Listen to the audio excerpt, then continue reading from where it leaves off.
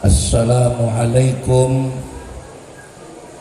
warahmatullahi wabarakatuh.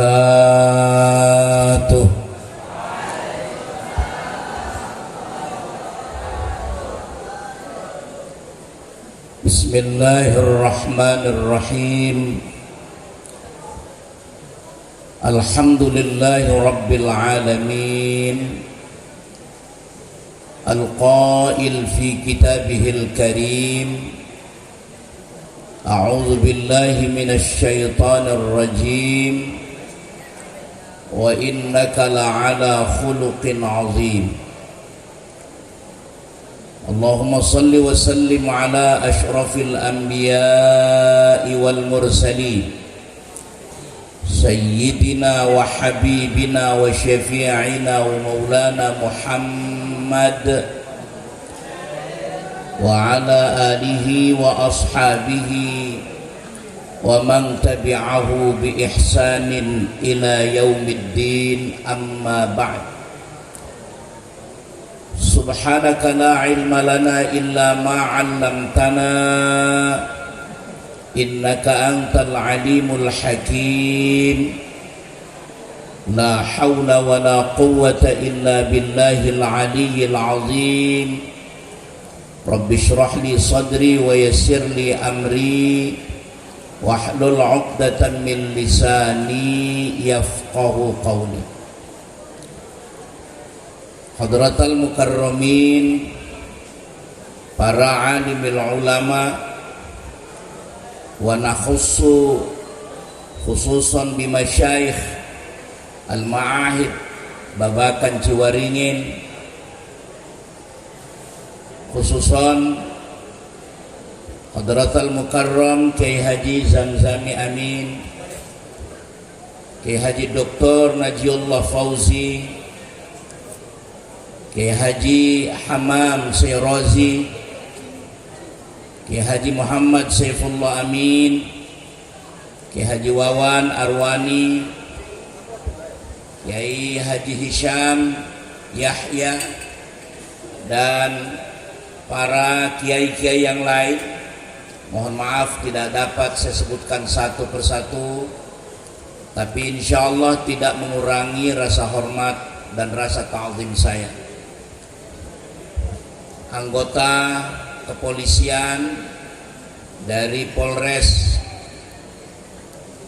Polresta Cirebon, juga dari Polsek Ciwaringin, anak-anakku semua, para santri Pondok Pesantren Babakan Ciwaringin Cirebon, mudah-mudahan senantiasa diberikan kesehatan.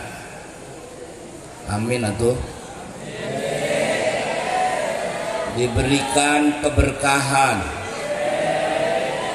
Mudah-mudahan kelak santri-santri kita ini menjadi pemimpin-pemimpin bangsa, agama, dan juga pemimpin-pemimpin negara. Amin ya rabbal. Patut kita bersyukur kepada Allah. Malam ini kita bersama-sama dengan anugerah nikmat Allah bisa berkumpul di halaman Madrasah Al-Hikam As-Salafiyah. Mudah-mudahan pertemuan kita ini melalui peringatan Maulid dan juga peringatan Hari Santri Nasional. Kita bersyukur ketika Pak Jokowi, presiden kita, diangkat sebagai presiden. Alhamdulillah telah meresmikan adanya Hari Santri Nasional. Ini adalah merupakan bentuk pengakuan negara terhadap keberadaan santri yang ada di Indonesia. Dengan adanya pengakuan Hari Santri Nasional, Ini sebuah bukti bahwa santri di Indonesia ini adalah bukan penumpang gelap di negeri Indonesia ini, tetapi justru keberadaan santri adalah merupakan negara Indonesia ini merdeka.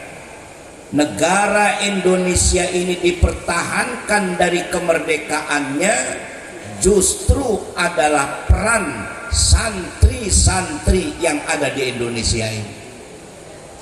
Untuk itu kita patut bersyukur kalau dahulu di dalam sejarah hampir tidak pernah disebut pondok pesantren itu adalah merupakan lembaga tertua di Indonesia. Jauh sebelum Indonesia merdeka, jauh sebelum Indonesia diproklamirkan tanggal 17 Agustus, jauh sebelum SMP berdiri, jauh sebelum SD berdiri, jauh sebelum perguruan tinggi di Indonesia yang menyebar di seluruh Indonesia ini berdiri, di sana ada lembaga yang sudah mencerdaskan anak bangsa sejak tahun 1700-an, adalah lembaga itu namanya Pondok Pesantren.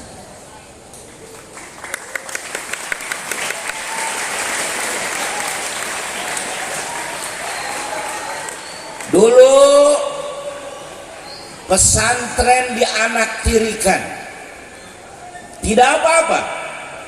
Meskipun Indonesia merdeka, adalah di dalamnya peran santri luar biasa, peran para kiai juga luar biasa. Tadi Pak Kiai mengatakan bahwa resolusi jihad Oktober 1945 itu adalah diprakarsai oleh kiai-kiai Nahdlatul Ulama.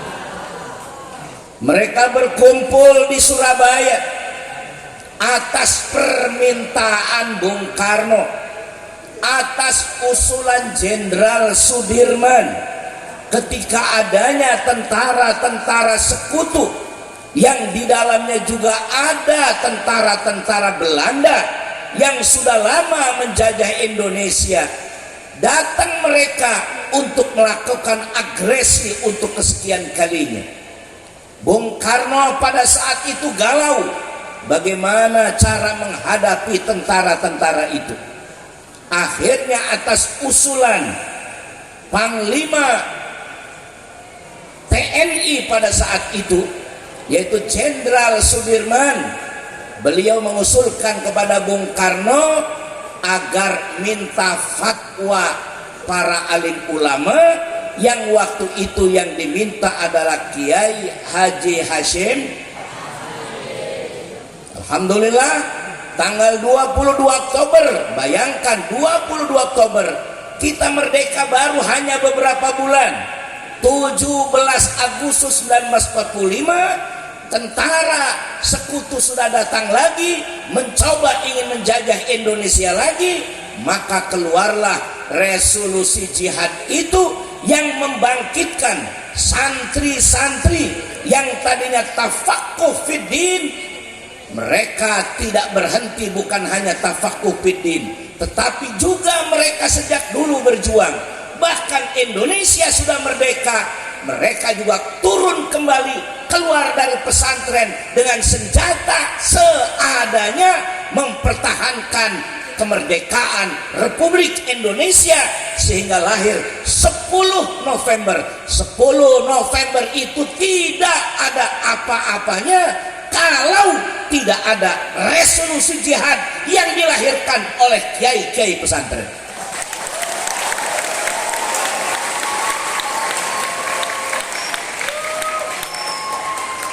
Sekali lagi, kalau umpama kita dikasih hanya sekedar hari santri, itu adalah hal yang wajar. Tapi bukan hanya itu, adanya undang-undang tentang pondok pesantren. Alhamdulillah sekarang pesantren juga diurus oleh negara.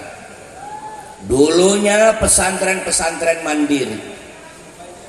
Alhamdulillah lulusan-lulusan pesantren diakui, disamakan ijazah-ijazahnya. Mereka keluaran pesantren bisa masuk perguruan-perguruan tinggi. Santri bisa jadi dokter, santri bisa jadi insinyur, santri bisa sarjana ekonomi, santri bisa melanjutkan ke akpol, santri bisa melanjutkan ke akmil, dan juga bisa masuk ke lembaga-lembaga lainnya. Ini adalah bentuk pengakuan pemerintah, pengakuan negara terhadap eksistensi pondok pesantren yang ada di Indonesia ini. Jadi saya mengawalinya, Pak Polisi, dari Hari Santri dulu. Baru kita sedikit mempelajari sejarah Nabi kita Muhammad Sallallahu. Yang kita peringati hari ini adalah manusia agung. Nabi kita Muhammad bukan hanya agung, diagungkan oleh manusia, tapi Nabi Muhammad diagungkan oleh yang menciptakan manusia dimuliakan. Manusia yang paling dimuliakan Nabi kita Muhammad ini bukan hanya sekedar dimuliakan oleh manusia, tetapi Nabi Muhammad ini juga dimuliakan oleh Tuhannya manusia. Anak-anakku, para santri, lahirnya Nabi ini dipilih bulan Rabiul Awal. Betul tidak? Kenapa bulan Rabiul Awal? Dalam sejarah Rabiul Awal itu tidak ada keistimewaan. Tidak ada keistimewaan. Tapi justru bulan yang tidak ada keistimewaan ini dipilih oleh Allah adalah waktu untuk kelahiran Nabi kita. Kenapa tidak dipilih bulan Muharram? Kalau seandainya bulan Muharram yang Allah pilih untuk kelahiran Nabi Muhammad, ketika kita memperingati lahirnya Nabi Muhammad, orang mengatakan wajar, itu mah bukan memuliakan namanya Nabi Muhammad, tapi memang Muharramnya saja sudah mulia. Kenapa yang dipilih bukan bulan Rajab? Orang akan mengatakan, wah itu mah rame-rame, memang Rajabnya sudah mulia, karena memang Allah sudah memuliakan. Kenapa bukan Zulqa'dah? Kenapa bukan bulan Zulhijjah? Kenapa bukan bulan Ramadan? Karena memang bulan-bulan itu sudah istimewa, bulan-bulan itu sudah bulan mulia. Justru dipilihkan oleh Allah bulan kelahiran Nabi Muhammad adalah bulan Rabiul Awal, yang tadinya tidak ada keistimewaan. Rabiul Awal itu jadi istimewa karena bulan itu dilahirkan Nabi kita Muhammad SAW. Satu. Yang kedua, Allah memuliakan Nabi Muhammad. Anak-anakku, saya yakin kalian setiap hari baca Quran. Pernahkah kalian melihat salah satu ayat Al-Quran Allah memanggil Nabi kita ya Muhammad? Halo santri-santriku, pernahkah ada satu ayat Allah memanggil Nabi kita dengan ya Muhammad? Tidak. Allah tidak pernah di dalam Al-Quran memanggil Nabi Muhammad dengan ya Muhammad. Bandingkan dengan nabi-nabi yang lain, Allah memanggil Nabi Adam, dipanggil namanya, ya Adam uskun anta wa zawjukal jannah. Nabi Adam dipanggil namanya. Nabi Nuh, ya Nuh innahu laysa min ahlik innahu amalun ghairu salih. Nabi Nuh dipanggil namanya. Nabi Ibrahim, ayya Ibrahim qad saddaqtar ru'ya. Nabi Ibrahim dipanggil. Nabi Musa, ya Musa inni istafaituka 'alan nasi bi risalati wa bi kalami. Dipanggil namanya ya Musa. Nabi Isa, wa il qala Allah ya Isa ibn Maryam anta qulta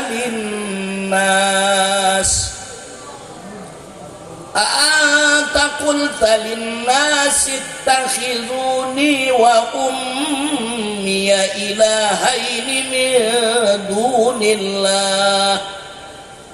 Nabi Isa dipanggil namanya, Adam dipanggil namanya, Nuh dipanggil namanya, Nabi Ibrahim dipanggil namanya, Nabi Musa dipanggil namanya, Nabi Isa dipanggil namanya, ya Zakaria, Nabi Zakaria dipanggil namanya, ya Yahya khudhil kitaba biquwwah, Nabi Yahya dipanggil namanya. Hanya Nabi Muhammad yang Allah tidak pernah panggil namanya, tapi Nabi Muhammad dipanggil jabatannya yang mulia.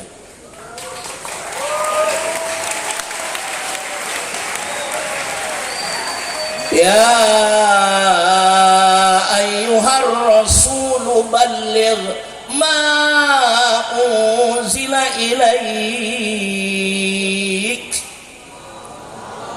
Ini khitabnya kepada Rasulullah, ya ayyuhar rasul, ya ayyuhan nabi.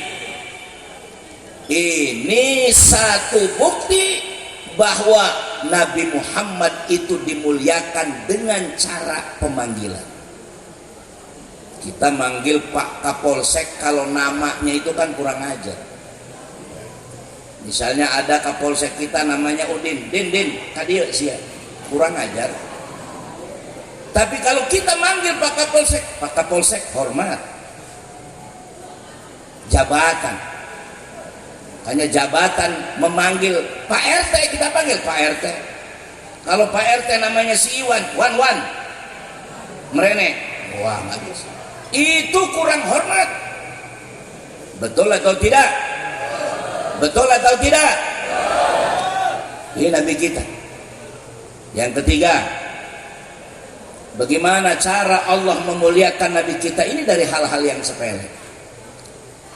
Di dalam Al-Quran, halo, sinyal masih kuat, baterai masih bagus, pulsa masih ada.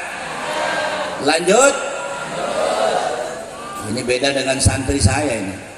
Kalau santri saya bilang lanjut, terserah kiai. Di sana nggak ada yang berani merentak kiai, takut kualat.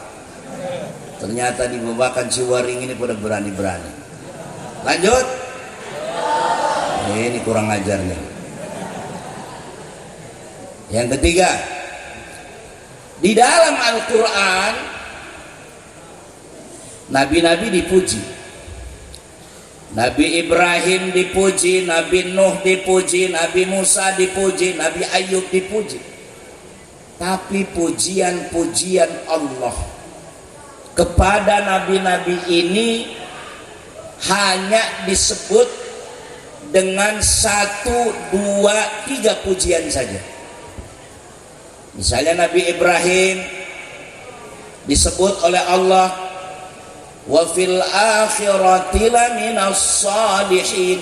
Dalam wa man yarghabu an millati Ibrahim illa man safiha nafsah wa laqad istafainahu fid dunya wa innahu fil akhirati laminas salihin. Ini pujian Allah kepada Nabi Ibrahim. Inna Ibrahim la'awwahun halim. Itu juga pujian Allah dengan menyebut sifat-sifat baiknya Nabi Ibrahim. Nabi yang lain dipuji juga. Nabi Ayub, Nabi Ismail digolongkan oleh Allah laminas sabirin, orang-orang yang sabar. Ada mereka disebut dipuji. Sekali lagi, kenapa mereka dipuji? Karena ada sifat-sifat yang baik, karena ada perilaku-perilaku yang baik. Tetapi perilaku-perilaku yang baik itu Allah sebutkan hanya 1, 2, 3 atau 4. Bandingkan dengan Nabi kita Muhammad, ayat yang tadi saya sampaikan dalam muqaddimah, wa innaka la'ala khuluqin azim. Al-Qalam ayat 4. Wa innaka la'ala, sesungguhnya engkau wahai Nabi la'ala. Saya baca tafsir-tafsir la'ala ini untuk menunjukkan alim, untuk menunjukkan ketinggian Nabi kita di puncak, alim wa mutamakkinin, bahwa Nabi ini di puncak akhlak yang sangat mulia, sangat tinggi dan sangat tenang. Artinya tenang, tidak ada yang lain yang melebihi akhlak Nabi kita Muhammad. Dalam tafsir Tahrir wa Tanwir yang dikarang oleh Tahir Ibnu Ashur, kenapa kok Nabi Muhammad dipuji seperti ini? Beliau mengatakan lijtima'is sifatil mahmudah ala nabiyina, karena berkumpulnya sifat-sifat mulia yang ada pada diri Nabi kita Muhammad. Makanya ketika Aisyah ditanya oleh orang-orang itu, sahabat-sahabat ini kan ngelihat Rasul tuh akhlaknya bagus, sopan. Sahabat ini pengen tahu bagaimana perilaku Nabi di rumahnya dengan istrinya. Saya yakin bapak-bapak, para kiai, kita itu kalau dengan istri kita di rumah belak-belakan, nggak pernah ada yang ditutup-tutupi. Kalau istri kita ditanya oleh orang lain, apakah ada aibnya suamimu, apakah ada celaknya suamimu, saya yakin istri kita pada tahu kelemahan kita di mana di rumah. Kalau santri-santri ngelihat saya sekarang, mungkin tidak kelihatan kelemahannya, karena kelemahannya tertutupi. Umpama kita bergaul dengan orang, kadang-kadang kejelekannya ditutupi. Tetapi kalau di rumah, istri kita tahu, pembantu kita tahu. Makanya ukurannya nanti akan sampaikan bagaimana pergaulan Rasul dengan istri-istrinya yang diceritakan adalah Aisyah. Bagaimana Rasul bergaul dengan pembantunya, diantaranya Anas bin Malik. Nanti saya akan ceritakan. Makanya ketika Aisyah ditanya, ya ummul mu'minin kaifa khuluqun nabi, bagaimana akhlak Nabi itu? Dijawab oleh Aisyah, khuluquhul Quran, akhlaknya itu cerminan ajaran Quran. Kalau Anda membaca Quran, di sana ada sifat-sifat baik, ada akhlak-akhlak baik. Akhlak-akhlak baik itu semuanya dilakukan oleh Rasulullah SAW. Allahumma shalli wa sallim alaihi. Supaya semangat. Allahumma shalli ala sayyidina Muhammadin tibbil qulubi wa dawaiha wa afiyat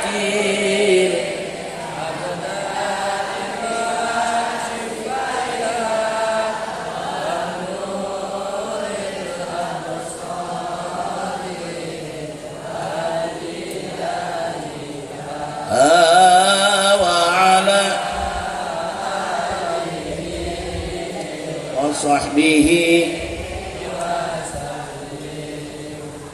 Nabi Nuh itu terkenal dengan orang yang paling sabar dalam berdakwah. Nabi Nuh itu dakwahnya 950 tahun. Alfasanatin illa khamsin. 950 tahun. Tapi kata Allah, wa ma amana ma'ahu illa qalil. Yang beriman cuman sedikit. Ibnu Katsir diantaranya mengatakan yang dikatakan sedikit itu sekitar 80 nafar, ada 80 orang. Kita bisa bayangkan 950 tahun berdakwah cuman dapat 80. Kira-kira sehari dapat berapa itu? Hari ini orang diajak beriman, tidak mau beriman, ditunggu besok. Sabar. Besok diajak beriman, tidak mau beriman, ditunggu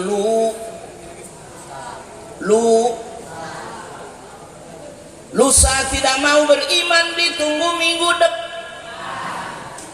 minggu depan tidak mau beriman, ditunggu bulan depan tidak mau beriman, ditunggu sampai tahun depan tidak mau beriman, ditunggu sampai akhir tahun tidak mau beriman, ditunggu sampai sudah mati tidak mau beriman, ditunggu anaknya tidak mau beriman, ditunggu cucunya tidak mau beriman, ditunggu cicitnya tidak mau beriman, ditunggu cocot. Kalau setelah cicit itu apa kayaknya? Inni da'autuhum lailan wa nahara walam yazidhum du'ai illa firara. Ya Allah, kata Nabi Nuh, saya telah berdakwah kepada umatku siang dan malam, tetapi ternyata tidak pernah orang-orang yang beriman itu bertambah. Setiap aku berdakwah mereka lari, setiap aku dekati mereka pada lari. Wada'u asabi'ahum fi adhanihim waqra. Tanda benci mereka tidak mau mendengar dakwahku. Telinga mereka ditutupi oleh jari-jari jemari mereka karena tidak suka kepada dakwahku. Cuman bilang ku saja nggak kompak karena tidak mau mendengar dakwah. Insyaallah baik, bisa dibayangkan dakwah setiap datang ditinggal lari, setiap dakwah ditinggal lari. Saya lihat santri yang jumlahnya ribuan ini, saya datang dari Subang ternyata tidak ada yang lari, semua duduk kerap. Bahkan saya datang ke tempat ini diundang lama oleh pakai Saifullah ini, sudah lama diundang. Datang pun saya sudah langsung suruh masuk ke rumahnya beliau, dijamu dengan berbagai macam jamuran. Alhamdulillah. Datang ke sini salaman santri, hormat semua. Langsung meskipun terlambat langsung duduk di barisan VVVIP. Jaburannya juga berbeda dengan kelas kambing. Sudah di atas panggung, bayangkan 2 botol 1 gelas. Ini mencerminkan bahwa harus 3 jam saya ceramah. Tapi saya tahu diri nggak mungkin sampai 3 jam. Mudah-mudahan sejam selesai. Ini baru datangnya sudah sangat dihormati. apalagi nanti pulangnya, masya Allah. Baru datangnya saja sudah dihormati kayak begini, apalagi saya nggak tahu mau diapakan pulangnya. Bandingkan dengan Nabi Nuh, masya Allah. Kata Allah, sudahlah Nabi Nuh, sekarang kau bikin perahu. Bikin perahu. Wasna'il fulka bi'ayunina wa wahyina wa la tukhatibni fil ladina zalamu. Allahnya kurang kompak.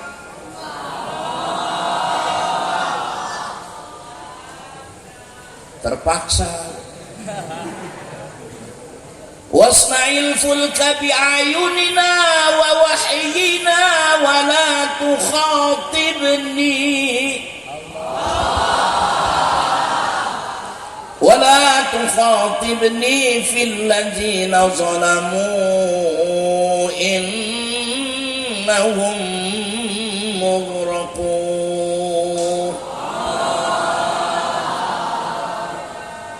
Nabi Nuh bikin sekarang kau perahu dengan petunjuk, dengan pengawasanku. Wala tukhatibni fil ladzina zalamu. Jangan hiraukan mereka yang mereka tidak beriman padaku, nanti mereka akan ditenggelam. Jadilah perahu, bisa dibayangkan bikin perahu pada zaman itu. Jangankan senso untuk motong pohonan gergaji pun mungkin bisa tidak ada. Serut, saya yakin serut waktu itu belum ada. Sudah digabung itu papan-papan menjadi satu, membutuhkan dempul waktu itu kayaknya nggak ada. Anti air, aquaproof, no drop, bocor, no drop. Tapi alhamdulillah itu perahu, jadilah perahu. Allah turunkan hujan. Hujan tiap hari seperti hari ini, dari sejak sore tadi. Hujannya deras. Banjir sampai setinggi bukit. Anak-anak yang beriman, orang-orang yang beriman dipanggil satu-satu. Suruh naik perahu. Udin naik. Edi naik. Yanto. Agus ada Agus, Asep naik, Wartono, Komeng naik. Ya Allah, suruh naik semua. Ini diceritakan dalam Al-Quran semua naik. Yang perempuan Ijah, Mumun, Kokom. Qala irkabu fiha bismillahi majreha wa mursaha inna rabbi laghafurur rahim.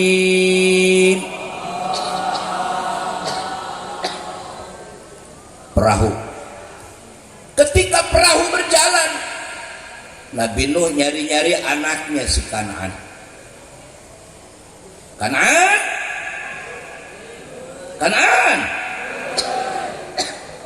Dicari-cari ternyata nggak temu. Ternyata si Kan'an sedang berenang, sedang ngelangi. Dipanggil sama Nabi Nuh dari jauh. Kan'an.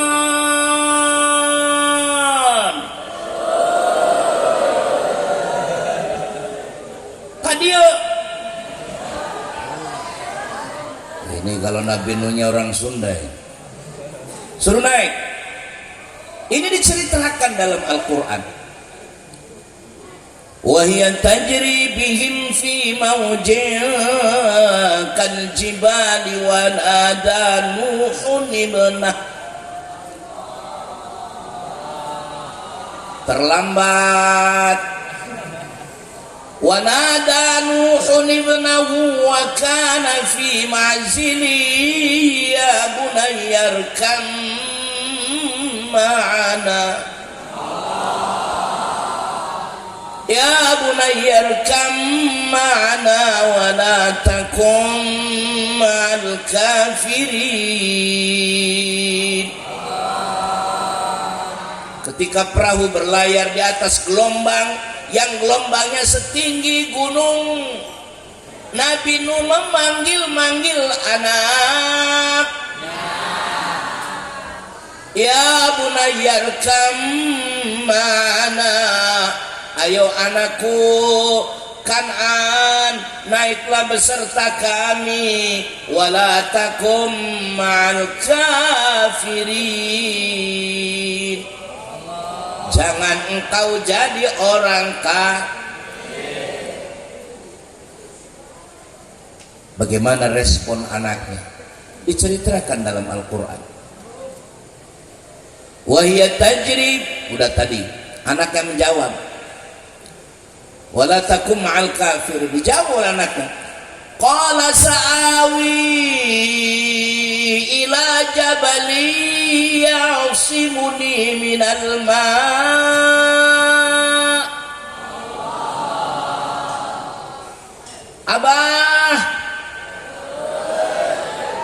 Abah, saya akan menuju bukit itu yang menyelamatkanku dari genangan air. Dijawab oleh Nabi Nuh, qala la 'asimal yawma min amrillahi illa man rahim. Wahai anakku, tidak ada yang bisa menyelamatkan kita hari ini kecuali mereka yang mendapatkan rahmat dari. Anaknya tidak mau mendengar nasihat ayahnya, dibujuk, dirayu, tidak mau mengikuti egonya, mengikuti orang-orang kafir. Akhirnya wahala bainahumal mawju fakana minal mughraqin. Kedua anak manusia ini dipisahkan oleh gelombang yang sangat tinggi. Akhirnya anaknya ditenggelam mati. Anaknya tidak mau ikut ayahnya akibat pergaulan. Ini satu contoh anak-anakku. Contoh bapaknya soleh, bapaknya bagus, bahkan seorang nabi, tapi ketika anaknya terabaikan untuk ikut agama ayahnya, tetapi justru mereka bergaul dengan orang-orang kafir, pergaulan ini sangat membahayakan, maka jadilah orang. Makanya Imam Asy-Syafi'i rahimahullah pernah mengingatkan kita, anil mar'i la tasal fasal an qarinih fa innal qarina bil muqarini yaqtadi. Tentang seseorang, kenapa anak ini kok berubah? Ini kok anak dulunya bagus-bagus, sekolahnya di ibtidaiyah, pas giliran keluar SMP kok ternyata sekarang udah pakai anting sebelah, mending emas kawat jemuran.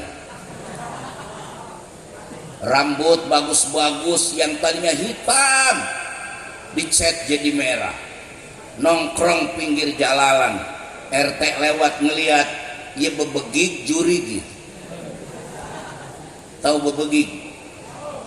Bebegig itu kalau di sawah biasanya ada orang-orangan untuk nakut-nakutin burung, itu namanya bebegig. Sekarang banyak bebegig. Nongkrong pinggir jalan maghrib, pegang gitar, yang azan di masjid aki-aki, hayalan sholat, sholat.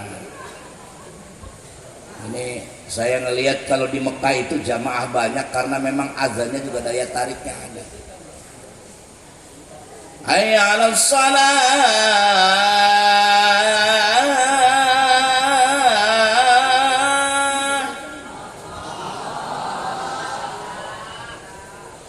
Di musola kita, di tajuk kita, hayya 'alas shalah. Batuk. Aki-aki. Ini kadang-kadang ada satu masjid yang buka masjid aki-aki mukul beduk, yang azan, yang sholawatan, yang qomat, jadi imam, mati duluan.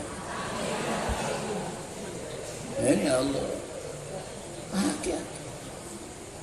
Makanya lihat kalau di Mekah azan ya Allah, as-salatu khairum minan naum. Kalau kita kadang-kadang as-salatunya pendek, naumnya yang panjang, makanya artinya berbeda. Salatu khairum minan naum, artinya berbeda. Kalau di sana as-salatu khairum minan naum, salat yang banyak tidur sedikit saja. Kalau as-salatunya pendek, naumnya panjang. As-salatu khairum minan naum, salat sedikit aja, tidur yang banyak. Pantes masjidnya kok. Saya pernah dulu ketika belum ada tol, ceramah di daerah Brebes. Pulang waktu itu saya masih di Jakarta, macet total dari mulai perbatasan Cirebon Indramayu sampai Celeng. Waduh, macet total. Akhirnya sampai subuh terdengar suara masjid azan, enaknya luar biasa. Allahu Akbar, Allahu Akbar. Bilang, Fir, kita turun di masjid itu. Saya yakin masjidnya banyak jamaah. Mampirlah di situ. Saya wudhu, tempat wudhunya bagus, higienis, bersih. Beres wudhu, saya masuk ke masjid. Saya lihat kanan kiri belum ada jamaah. Ayah aki-aki di depan pemimbaran sedang sholawat. Allahumma sholli. Saya sholat sunnah, baru assalamualaikum, langsung si aki-aki tadi qomat, Allahu Akbar, Allahu Akbar. Langsunglah dia jadi imam, nggak nawar-nawarin nama saya. Langsung dia jadi imam, dia nggak tahu kalau saya ustaz. Langsunglah jadi imam, kuliah kulu beres. Assalamualaikum, wiridan, beres wiridan, salaman. Saya tanya, Pak, ini zamannya nggak ada. Nunggal gina mungkinnya malah kau wong. Yang tadi suaranya enak azan, oh itu kaset Pak. Kira saya yang azan itu si aki-aki. Ternyata Kak, jadi yang masuk surga adalah.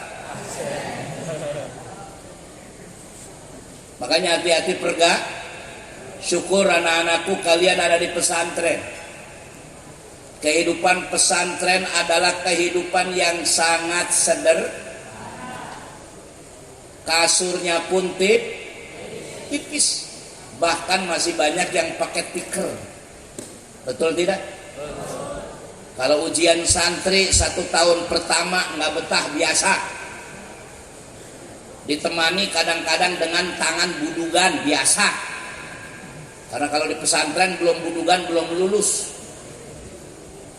Tapi alhamdulillah kayaknya di pesantren Babakan Ciwaring nggak ada yang budugan, amin. Cuman rorombeheun. Biasa itu. Ngapal Jurumiyah, ngapal Imriti, ngapal Alfiyah, biasa. Wong polisi saja yang jadi polisi seperti itu. Saya yakin tadi polisi yang baca nazom Aqidatul Awam, bahkan Alfiyah tadi, itu mereka untuk membuktikan kami keluaran pesantren pun ternyata bisa diterima jadi polisi. Bahkan sekarang polisi itu di Subang itu Polres sudah minta kepada Pak Kiai, kalau ada keluaran santri apalagi yang sudah hafal Al-Quran, saya akan terima dengan sangat mudah. Sampai seperti itu. Di tentara juga banyak teman saya ada yang keluaran pesantren sama-sama, sekarang sudah mentok di kolonel. Ya alhamdulillah. Kalau dulu tidur, ada murid saya dari Cirebon, dulu mah sering tidur, sekarang kalau ketemu siap siap. Ente sekarang gagas siap-siap dulu, mah tidur melulu siap. Itu luar biasa. Kita makan dulu siap. Waduh, luar biasa. Ini jadi karena di pesantren juga sudah biasa berdisiplin. Nah ini lihat 950 tahun Nabi Nuh berdakwah cuman dapat 80, anaknya termasuk tidak beriman. Kesabaran yang ada pada diri Nabi Nuh ada pada diri Nabi kita Muhammad. Nabi Muhammad dilempari wajahnya dengan kotoran onta di Taif. Di Mekah Nabi Muhammad diludahi mukanya oleh orang-orang musyrik. Nabi Muhammad di Madinah dikata-katain orang gila. Bahkan ada pengemis Yahudi biasa sambil nadong tangannya cari duit. Kalau orang-orang di sini kan nadong pakai duit biasanya ngelagu. Kalau nggak ngelagu ya kadang-kadang apa? Ini ada pengemis Yahudi itu biasa nadong tangannya pengen dapat upah dari orang-orang itu ngejelek-jelekin Nabi. Muhammad sinting, Muhammad gila, Muhammad sinting, Muhammad gila. Kebetulan Nabi Muhammad sedang lewat. Biasa ada yang ngasih duit itu. Nabi Muhammad datang karena dia buta. Sudah makan Pak? Belum. Dalam riwayat biasa Nabi Muhammad kalau kemana-mana itu bawa beberapa butir gandum sebagai bekal, sebagai timbal. Akhirnya Nabi Muhammad ketika membawa butir-butiran gandum itu langsung direndos, digerus, sudah halus disuapi, sudah disuapi, dikasih minum merosot, beres. Pergilah Nabi Muhammad, tetapi orang itu masih tetap Muhammad sinting, Muhammad. Itu hampir Nabi kalau mau melewati kampung itu pasti menemui pengemis Yahudi ini. Dan dia tidak tahu bahwa yang ngasih makanan gandum itu adalah Nabi Muhammad. Ketika Nabi Muhammad sudah meninggal dunia, suatu saat ada riwayat mengatakan Abu Bakar, ada yang mengatakan Umar, bertanya kepada Fatimah, ya Fatimah, kira-kira perilaku Nabi mana yang belum pernah saya lakukan? Oh ya, ada ya Umar, Nabi kalau keluar kota ngelewati perkampungan orang Yahudi, di sana ada pengemis Yahudi, selalu ngejelek-jelekan Nabi. Apa kata dia? Muhammad sinting, Muhammad gila. Emosi Umar bin Khattab.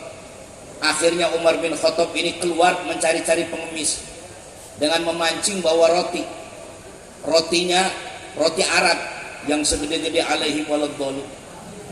Keluarlah Umar bin Khattab. Bener ada yang ngeledek Muhammad sinting, Muhammad gila. Umar langsung panas mendekati dia. Roti yang dibawa disuapi, bukan disuapi, dijejelkan kepada mulutnya. Wel.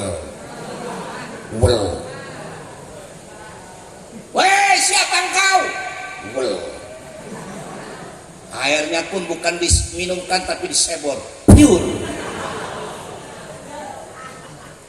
Siapa engkau?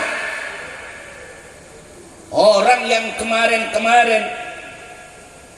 dia lewat sini, saya ngatain Muhammad gila, Muhammad sinting, justru dia menyuapi aku dengan gandum dengan lembut dan kasih sayang, sopannya luar biasa. Tapi engkau membawa roti, bukan menyuapi aku dengan baik, tapi menjejalkan. Siapa engkau?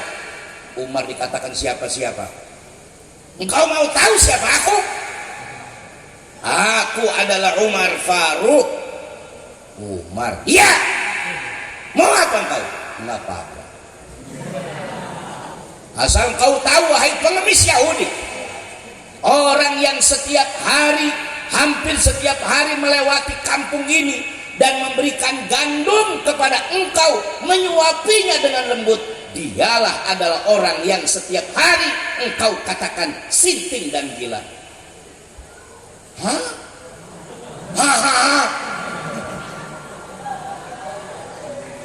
Betulkah itu Muhammad? Itu Rasul kami, itu Nabi kami yang kau katakan gila dan sinting. Apa iya dia seperti itu? Iya, seperti itu Rasul kami. Kok saya mendengar dari orang-orang Yahudi bahwa dia adalah orang sinting, orang gila, orang yang tidak berperilaku baik? Itu berita hoak. Ada berita hoak. Di mana sekarang Muhammad, saya minta maaf, terlambat. Kenapa terlambat? Dia sudah meninggal dunia. Akhirnya memeluk Umar bin Khattab. Ketika dia memeluk, izinkan saya akan bersyahadat, masuk Islam. Kalau aku tahu dari dulu Muhammad seperti itu, saya mungkin sudah masuk Islam sejak dulu. Akhirnya bersyahadat, asyhadu an la ilaha illallah wa asyhadu anna Muhammadan. Nabi sabar, diludahi tidak marah, dikatakan gila tidak marah. Itu akhlak Nabi kita Muhammad. Di Taif dilempari kotoran, malaikat Jibril mengatakan, ud'ullah li'ayyu adzibahum. Ya Rasul, berdoalah engkau kepada Allah agar Allah mengadab mereka. Berdoalah Nabi, tapi berdoa bukan untuk minta kepada Allah supaya mereka diadab, tidak. Allahumma hdi qaumi fa innahum la ya'lamun. Ya Allah, berikan hidayah kepada umatku. Mereka melempari aku batu, mereka melempari aku kotoran, karena mereka belum paham terhadap diriku. Jangan kau azab mereka ya Allah, jangan mereka dibinasakan. Suatu saat bisa jadi mereka akan beriman padamu. Bayangkan sudah ditawari oleh malaikat Jibril supaya berdoa mengazab mereka. Nabi Muhammad tidak mendoakan supaya mereka diazab. Bandingkan dengan kita, ada saingan kita didoakan, ya Allah, saingan saya dalam belajar, matikan dia ya Allah. Padahal malaikat Jibril nggak datang untuk mendoakan. Apalagi kalau malaikat Jibril. Itulah cara dakwah. Kenapa dakwah Nabi itu sukses? Kenapa dakwah Nabi Muhammad itu cepat menyebar? Nabi Nuh 950 tahun, Nabi Muhammad cuma butuh 23 tahun. Di antara dakwahnya dengan lemah lembut, nggak pernah mencela. La ub'atsu la'anan wala sababa. Saya ini diutus oleh Allah bukan untuk mencela orang, bukan untuk mencaci maki orang. Makanya kalau ada kelompok-kelompok tertentu, ustadz tertentu dakwahnya mencela, mencaci maki, saya yakin dakwah yang dilakukan adalah bukan dakwah manhaj yang pernah dilakukan oleh Rasulullah SAW. Kalau mencaci maki orang sangat mudah, apalagi mengatain orang dengan bahasa-bahasa binatang. Na'udzu. Maka untuk itu anak-anakku sebagai santri, kelak kalian jadi dai, jangan menggunakan metode orang-orang yang suka mencela, orang-orang yang suka mencaci maki. Lihat dakwah Wali Songo, sangat akulturatif. Mereka menyesuaikan dengan lingkungan. Kalau kalian pernah berziarah ke Sunan Kudus, Syekh Ja'far As-Shadiq, lingkungannya dulu Yahudi. Maaf, lingkungannya dulu Hindu. Hindu itu sangat menghormati sapi. Sapi itu dianggap binatang keramat, air kencingnya saja dianggap air zam-zam. Makanya Masya Allah, pas giliran waktu Idul Adha, orang-orang biasanya pada menyembelih sapi, tapi Ja'far As-Shadiq Sunan Kudus melarang, jangan kalian itu berkurban dengan sapi, kita hormati orang-orang Hindu. Akhirnya untuk menggantinya adalah diganti dengan menyembelih dengan apa? Kerbau. Makanya konon katanya di Kudus itu, soto Kudus sekarang masih pakai daging kerbau katanya, saking menghormatinya. Bukan berarti melepas daripada syariat, tetapi akulturatif. Bagaimana itu yang namanya Sunan Bonang, bagaimana Sunan Kalijaga, bagaimana Sunan Gunung Jati berdakwah, mereka adalah dalam pendekatan yang sangat akhlakul. Pendekatan akhlakul karimah itu sangat diutamakan daripada pendekatan kekerasan. Islam dibawa oleh Nabi sampai ke Indonesia, ditebarkan oleh Wali Songo. Mereka menggunakan akhlakul. Saya yakin pondok di Babakan ini alumni-alumninya sudah banyak dai-dai dan menyampaikan dengan akhlakul. Anak-anakku, ditutup dengan sebuah pernyataan Anas bin Malik. Anas bin Malik ini dia bilang, khadimtu Rasulullah sallallahu alaihi wasallam asar sinin. Saya itu berkhidmat kepada Rasul selama 10 tahun. Ketika saya berkhidmat kepada Rasul la yaqul abadan enggak pernah ngomong kepada saya bilang mengabaikan pekerjaan saya, tidak. Kalau saya tidak mengerjakan sesuatu, Nabi tidak bertanya, lima la taf'al hadza, kenapa kamu tidak kerjakan ini? Ketika saya tidak mengerjakan ini, lima tarakta hadza, Nabi enggak pernah menegur dengan keras gitu. Wala lamastu hariron wa syai'an alyan min yaday Rasulillah. Saya itu tidak pernah menyentuh sutra, menyentuh sesuatu apapun yang lebih lembut daripada tangan Rasulullah sallallahu. Wa masyamamtu miskan wa tiban atyab min urkin Nabi sallallahu alaihi wasallam. Saya nggak pernah mencium minyak misik, minyak kasturi, parfum yang lebih wangi daripada keringatnya Rasulullah sallallahu. Keringatnya Nabi itu bau wangi. Makanya ketika Rasul pernah ke rumah Anas bin Malik, siang-siang sampai ketiduran. Tidurlah yang namanya Anas bin Malik ini di tikar yang terbuat dari kulit binatang. Tidur karena saking panasnya, keringat Nabi bercucuran sampai itu berjatuhan di tikar itu. Ummu Aiman, ibu daripada Anas bin Malik, keluar dari kamarnya mencium bau wangi. Ada apa ini bau wangi ini? Dicari-cari oleh Ummu Aiman yang sudah tua ini, di mana sumber wangi itu. Dia lihat ternyata di tikarnya yang ditidur oleh Rasulullah banyak air di sana. Dicoreklah air itu, ternyata keringat Rasulullah, dicium wanginya luar biasa. Akhirnya Ummu Aiman masuk kamar lagi, cari-cari wadah. Kalau kata kita botol, diambillah botol, keringat Rasulullah itu dikumpulkan. Rasul terjaga, kaget, Ummu Aiman, mada taf'alin, apa yang kau kerjakan? Izinkan ya Rasulullah, keringatmu aku akan jadikan parfum kami setiap hari. Bayangkan keringatnya santri. Masya Allahumma salli ala sayyidina Muhammadin.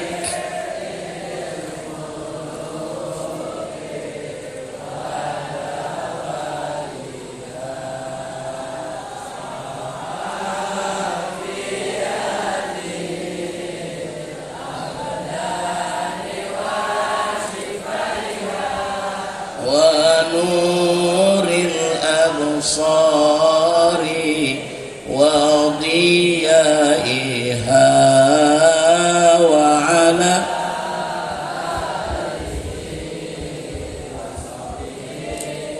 وسلم صلى الله على محمد صلى الله عليه وسلم صلى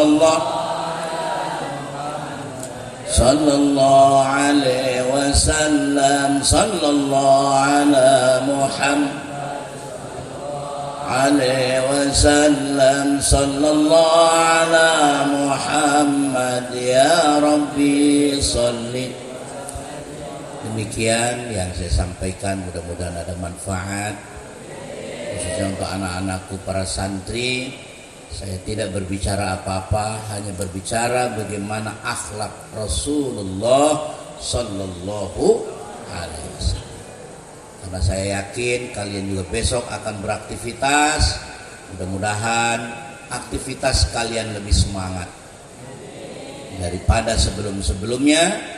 Dan mudah-mudahan kita tambah di pondok ini bukan hanya tafaqquh fiddin, tetapi juga adalah bagaimana menerapkan daripada akhlak Rasulullah Sallallahu Alaihi Wasallam. Demikian para kiai, para anggota polisi, para guru-guru yang bisa saya sampaikan. Mohon maaf bila mana apa yang saya sampaikan tidak berkenan. Wallahul muwaffiq ila aqwamit thariq. Wassalamualaikum warahmatullahi wabarakatuh.